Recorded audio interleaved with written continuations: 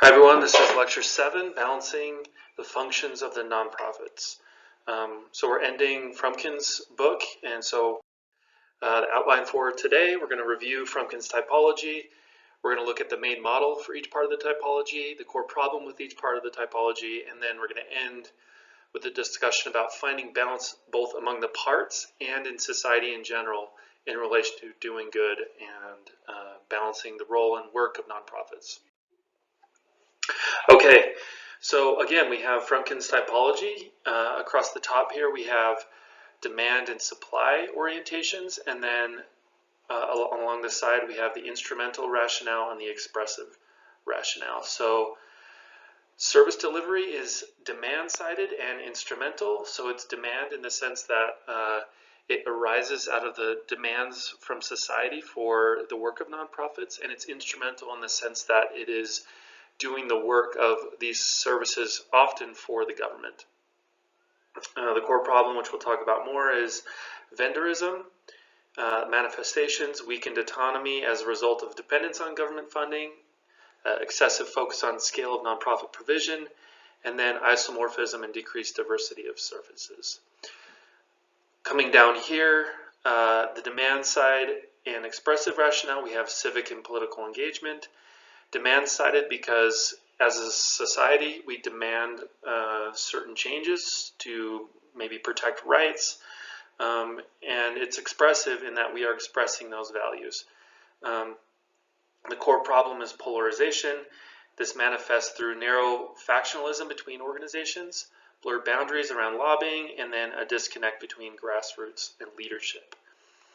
Okay, coming up here to the top, supply-sided instrumental rationale. We have social entrepreneurship, supply-sided because it reflects the desires and energy of the social entrepreneur. It's instrumental in that the main focus is on innovation and growth. Core problem here is commercialism. It manifests through neglect of underserved communities, a drift in organizational mission, and then cases of private inurement where maybe social entrepreneurs are making a bit too much money and maybe using our own empathy against us. And then finally, down here at the bottom, values and faith is supply-sided but expressive. Supply-sided in that, again, it's reflecting the values and faith of either the nonprofit entrepreneur or the donor or the staff or the volunteers. It's expressive in that they're expressing their values. Core problem, particularism. It manifests through the rise of private agendas. You might have cases of exclusion and discrimination, and then problems of accountability. Okay, let's jump into civic and political engagement. The main model here is there's a demand for change and power in society. We have political engagement at the local, state, and national levels. This results in government action and nonprofit action, and there is an interplay here. Nonprofits advocate and government funds nonprofits, and then ultimately leading to political change. But again, notice this is coming from the demand in society for change, changes in maybe power, or as I mentioned, changes in the rights that different groups have. Okay, civic and political engagement, the main problem is polarization. If civic and political engagement becomes so dominant that it overwhelms the other three functions, nonprofits run the risk of being perceived as excessively partisan and polarizing. When the political activity of nonprofits moves from grassroots organizing to advocacy and lobbying, challenges to their tax-exempt status are raised. Again, coming back to the issue of, or the quid pro quo logic, the reason we give them tax benefits is because they provide benefits to society. To the extent that the benefits that they provide are particular to a certain group, then they may not be helping society at large, and now we have the tax-exempt status in question. Only when nonprofits expand the reach of their political work and combine it with other kinds of activities will they garner the support they need both within and beyond their rings. Okay, moving on to service delivery. Again, we have demand for goods and services in society. Often through the political process, we end up with the government providing those. We have private provision, which could come through the market. And then between that, there is an unsatisfied demand. So here you would see government market failure, and here you would see contract failure theory. And as a result of both of these failures, nonprofits step in to provide. Okay, in service delivery, we have the problem of vendorism. Nonprofits run the risk in that they fail to differentiate themselves and simply vend services on behalf of the government. If a nonprofit is basically acting like the government, and there is research to show that over time, nonprofits that rely on government grants tend to bureaucratize and look like government, then why does it matter whether it's government or nonprofit? This kind of brings into the question of, if they're not different from the government, then why do we have them? Coming back again to the issue of, or the value of nonprofits being the values and expression that they have. Combating the loss of autonomy that accompanies narrow service delivery activity on behalf of government requires both the definition of distinctive missions and the pursuit of creative funding strategies. So as nonprofits are able to find funding from multiple spaces, they are free from the isomorphism that each funding source might push onto them. In other words, when we look at resource dependence theory, the more that an organization depends on resources from a single source, the more it will tend to look like whatever that source wants it to look like. And so maybe this is the case for having different funding strategies and interesting and distinctive missions that maybe are beyond just the mission of delivering a government service. Okay, on to values and faith. So we start with the values and faith of donors, staff, volunteers. This leads to support of nonprofits that reflect those values, which leads to program development and delivery reflecting those values, and they are all satisfied in the end generally by those programs. This leads to a loop reinforcing commitment from those values, from those donors, staff, and volunteers, and then future support for nonprofits. You see a nice little cycle, iterative process here as that kind of strengthens people who have these values. This cycle strengthens those values that people have. But this leads to the problem of particularism. The very virtue of expressive action constitutes the basis of its perceived weakness. Value and faith-based nonprofits can become exclusionary or excessively particularistic, that's a tough word, because their missions speak only for a subset of the population, a group that have a common outlook or a set of beliefs. The expressive character of nonprofit and voluntary action contains within it a threat of balkanization and particularism that can appear less than democratic. The private values and commitments that get aired through nonprofit activity may not always please everyone. Nevertheless, when enough voices and perspectives are brought into the public sphere, it is likely that the resulting cacophony will embody some wisdom. So even though there are maybe certain groups of nonprofits or individual nonprofits that have a strong expression of a particular value, if we have enough different types of groups, each with different values, then the result of all of this is that maybe we'll get a little bit of good from here, a little bit of good ideas from here, and the result of all of this is that we're more wise as a whole than maybe one group could be. We're going to get back into this idea a bit later. So maybe this idea of particularism, it has some negative aspects, but as long as we create a situation where everyone has the space to be able to be particular, then maybe we've created a fertile ground for wisdom in society. Okay, social entrepreneurship.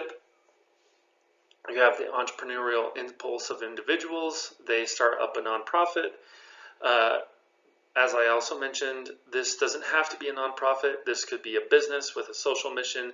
It could be one of the hybrid approaches. So we talked about benefit corporations and L3Cs. In any case, this leads to programs and activities and then revenues from fees and ventures. These revenues subsidize innovation, building the impulses of entrepreneurs, and then also the scale at which the programs can be implemented. Problem with commercialism in social entrepreneurship. As organizations become more and more focused on making money, they might have less focus on their social or environmental mission. And then we have problems with mission coherence or mission drift. The benefit of these revenues is that they don't often have strings attached to them, like government grants or donor donations. And so you can use this revenue to organize or subsidize programs that lack their own revenue streams. And then finally, a dual focus on profit and mission may limit a nonprofit's drive to serve the most needy or to take on the most difficult cases. Often the most difficult cases are not the most profitable. They usually take the most resources. Okay, finding balance. The nonprofit voluntary sector has grown at a tremendous rate in the United States, both in terms of the number of organizations delivering services and the resources devoted to these organizations.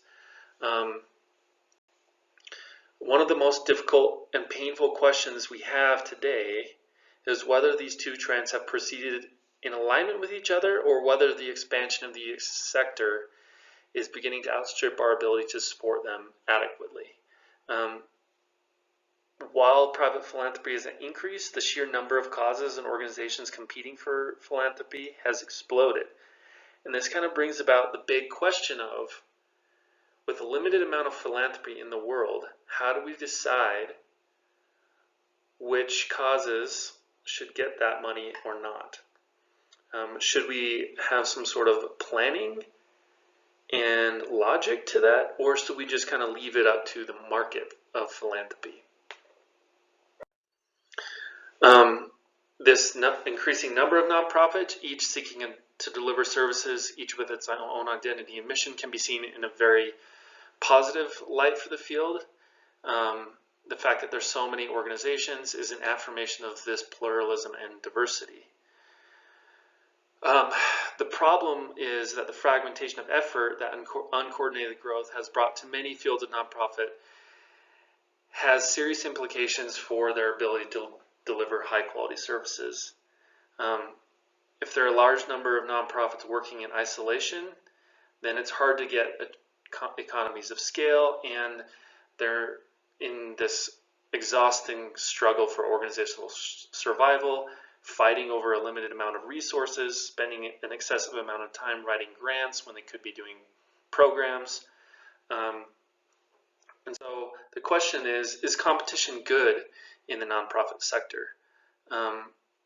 All of this fragmentation and redundancy has heightened competition. As charitable resources have tightened, more nonprofits are pursuing fewer funding streams.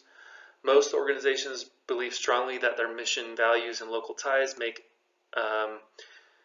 strategic consolidation impractical and ill-advised. Thus, while the business sector is able to respond to competitive pressures by merging operations and downsizing, nonprofits tend to resist such moves, and competition then is not really productive in the nonprofit sector.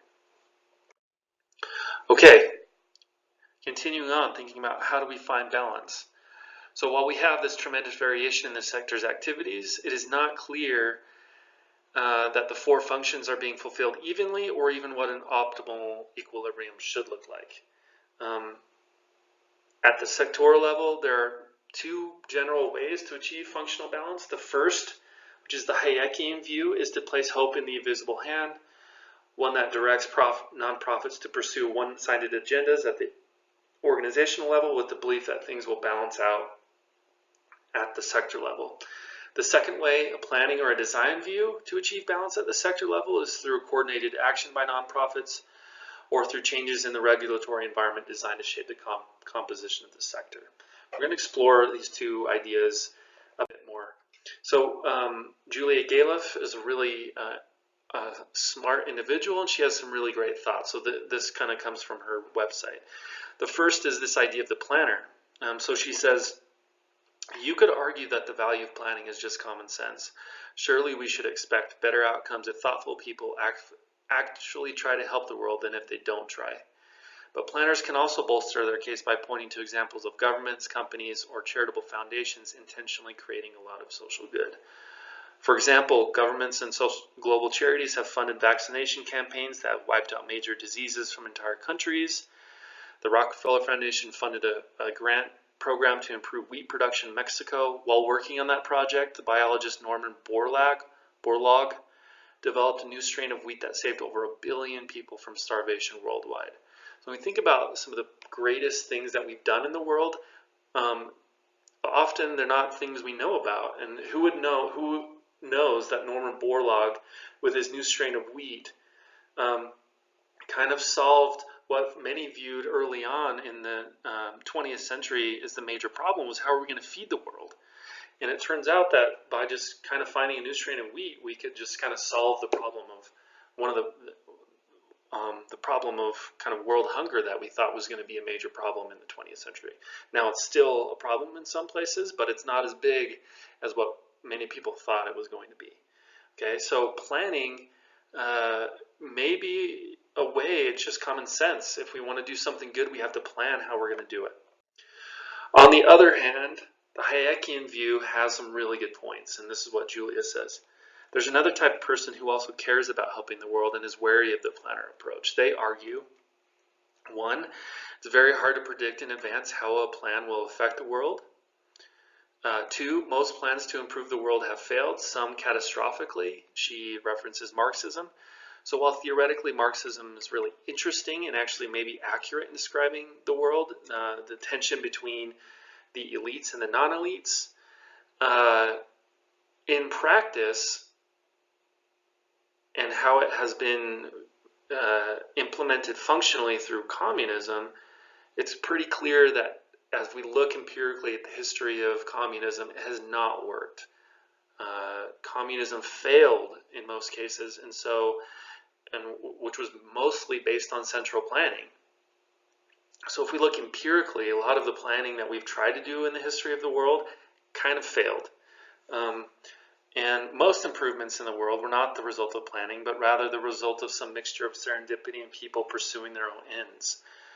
If we all limited ourselves to projects whose social value can be justified, then we'll be stuck exploring a narrow slice of project space, and we'll be missing out on some of the highest value projects simply because they didn't seem valuable from within our current limited worldview. So again, we don't know maybe how a project's going to affect the world, and by following through with a plan, we might miss out on things that actually are more valuable. So from this perspective, the optimal approach to improving the world is for each of us to pursue projects we find interesting or exciting, and in the process, keep an eye out for ways those projects might yield opportunities to produce a lot of social value. But we shouldn't aim directly at social value creation. Again, this camp is called Hayekian because the view of value creation is similar to Friedrich Hayek's. Any individual firm has limited foresight, so the way we increase innovation is to increase the number of firms. The more different things we try, the greater chance of us hitting upon a few big wins. In other words, given our limited ability to exploit known strategies for creating social value, we should focus on boosting exploration instead of exploitation. Now, this sort of supports the perspective of pluralism in the nonprofit sector. If we have a lot of different types of nonprofits, all of them being innovative and expressive, the chances of us on hitting upon something that actually makes a big difference is probably a bit higher. Now, we didn't plan necessarily. All we did, again, as I mentioned, we're just laying the ground for a fertile place for people to express their ideas. We're not necessarily planning how that should happen. A big issue here is there's no price mechanism in the nonprofit market. So a strong part of Hayek's perspective originally was built on his theory of price mechanism. And Hayek won the Nobel Prize largely because of his work on the price mechanism in economics. And the theory here is basically that in the for-profit market, the price mechanism, and again, assuming an efficient market, the price reflects available information about the quality of a good or service. So you don't need to know anything else about the good or service. All you need to know about is price and fluctuations in that price to know about that market. So For example, if consumers deem a good or service not worth the price, they don't buy it. The company must either reduce the price or go out of business. So if I look at the market and I see that the price for a hamburger, at whatever business was this originally, but then it dropped, that has something to say about how consumers see that price and whether the business is responding to the consumers. But at the same time, companies monitor demand and they increases to the point that maximizes profits. So you have this tension, right? Consumers won't buy it if it costs too much, but at the same time, when there's consumers buying it, the companies will increase the price to maximize their profits. So you have this constant tension, and price is a reflection of that constant market activity that's going on. The main takeaway with this is there's no central planner. It's the invisible hand and the price mechanism that coordinates activity in the free market. This is all great for profits, but in the non-profit market, there's no mechanism like price to efficiently coordinate activity. The issue is that nonprofits pursue goals other than efficiency and profit maximization. They pursue goals like, we want to feed the hungry. So we're going to feed people, we're going to take donations, we might even charge people for food, but maybe instead of charging them the market price, we're going to charge them at cost or maybe below cost because we have donations to supplement that income, right? So prices in the nonprofit market don't reflect efficiency, they reflect values. So then the big question again is, how do we coordinate nonprofit activity? How do we provide information analogous to the price mechanism in a for-profit market? How can we get information in the nonprofit market to go to smooth out the types of goods and services that the nonprofit market is providing? Maybe we need better information from nonprofit evaluations, that you have an evaluator that comes in, evaluates the work of the nonprofit, and then we use that information to determine whether that nonprofit is actually doing a good job. It's a lot more clunky than the price mechanism. One of the great things about the price mechanism in the market is that it's fast. It's constantly moving according to what activity is going on. Coming back to my example in the nonprofit market, if we're using nonprofit evaluations as our information mechanism, that's really clunky and slow and expensive. So this is a big issue. How, again, do we coordinate the work of nonprofits, given that we don't have the nice mechanisms of the market? So that's it for today, and we'll see you later.